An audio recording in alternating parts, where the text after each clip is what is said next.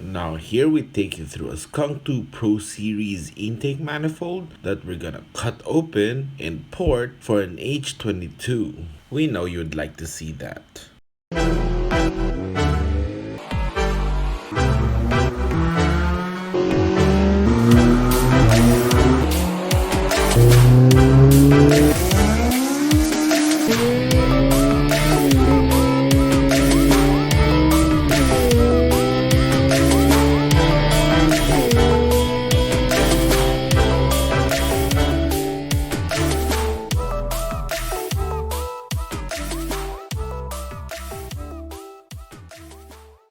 Alright, now here we are. Skunk2 Pro Series intake manifold for the H22. They decided to have it ported because the tuner said it needed more air. It made decent power, but based on the tuning, they saw that it needed more air. So this is a good move instead of spending a lot of money.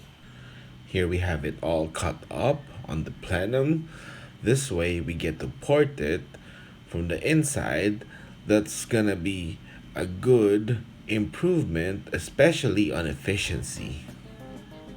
Alright, we start off with a carbide cutter to initially get the shape that we need without taking too much time. Get the shape done, and so we will show them how it looks like. Using a carbide cutter lets you get to the shape that you need to go to or go shooting for. But you can also achieve it with a sanding roll, except it's gonna take too long, so we go with a carbide cutter. This way you get the shape really fast, or at least you get to carving out the shape in a decent time that lets you go back to the cartridge roll to see if you're going with the right shape, or at least the right direction. Before we continue with the carbide cutter, we will show you the initial shape of this manifold. You thought we forgot to show you before we start changing things, huh? Nope. We'll show you now. Let's head over to the desk. Alright, here. Sorry about the compressor, it's still running. As you can see, we started increasing the taper of the runner itself.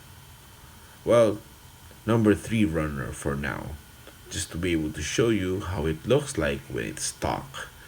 We actually rinsed this with water, so if you notice, there's like a slight water drops on the manifold. And so now we continue with the rest of the runners. Okay, back to the workbench again. Let's go. Alright, we continue with the rest of the runners. We actually use a mix of ATF and a bit of kerosene for the lubrication, or the lubricant on the carbide. We tried WD-40. Sure, it worked, but it got too expensive, But on the sanding roll, we use our ethanol or ethyl alcohol mix. Now we're getting close to the runner taper that we desire. Then we're gonna go with the sanding roll. Okay, we get a little bit more passes on each runner just to get the contours all balanced. And there's no bumps or rough edges or ridges that's gonna make it hard on sanding roll. Now as you can see, the shape is becoming what we desire of or from. The taper is there, so we can start running through the cartridge roll just to see it when it's a little bit smoother, because sometimes you do not see the bumps or the ridges when it's not that smooth. So let's go. Okay, now here we are with 80 grit just to get it smooth enough just to see if there are bumps or ridges, not too smooth, because if you use 120 grit, it's gonna take forever. So we go with 80 grit just to get the shape and contours where we want it. Yep, it's looking really, really good. The finish is getting there. The texture. So we're gonna see it some more after some time. It is not unusual that we go back and forth with the carbide cutter and the cartridge roll, because we sometimes see bumps and ridges that we didn't expect or thought it wasn't there until we smoothed it with the 80 grit. So it sometimes is necessary. Alright, In between scenes, we actually washed it and then just felt through it because sometimes you gotta feel it with your hands when the eyes can't see the bumps and ridges. So we gotta do that. So now we're making another pass just to get it more consistent. We're spraying a bit of ethyl alcohol. And you can see we flared the entries. Now it's like a bell mouth, alright? And we'll show you the finished contours and compare to how it was before we even started. As you can see now, we've got it tapered really good through and through. Far from how it was when it was stock or unported. Now we just gotta have a few passes on the 120 grit just to get the finish that we want, and then cover it up with the rest of the plenum and welding it shut, and then it'll be ready. Then we're off to ship it to the owners, and they'll be making good power. Now here's the stock one, if you remember, and look, it's more tapered and has more volume on the entry. We actually have a personal H22 that's stored in the storage area, and we're thinking about porting the intake manifold and preparing it for when we need it. This is the work that we did way back.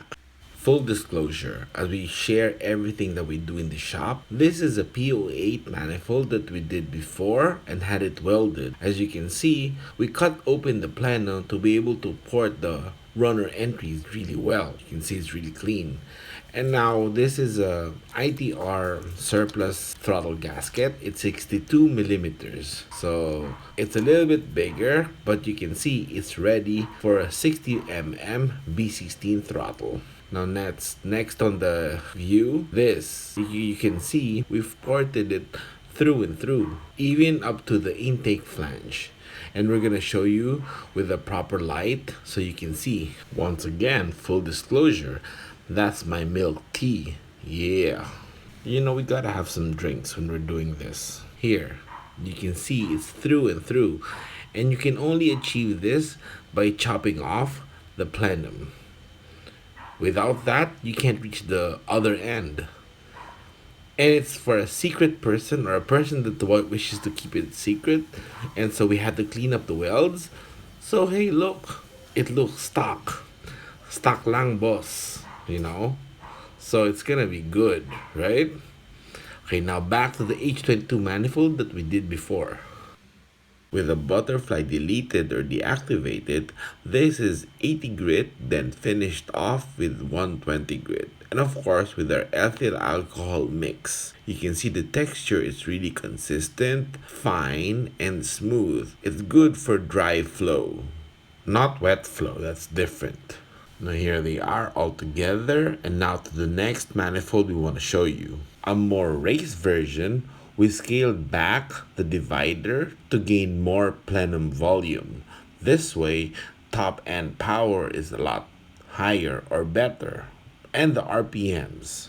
So should we make a custom plenum, a single conventional throttle, or a dual throttle that's hood entry? You let us know.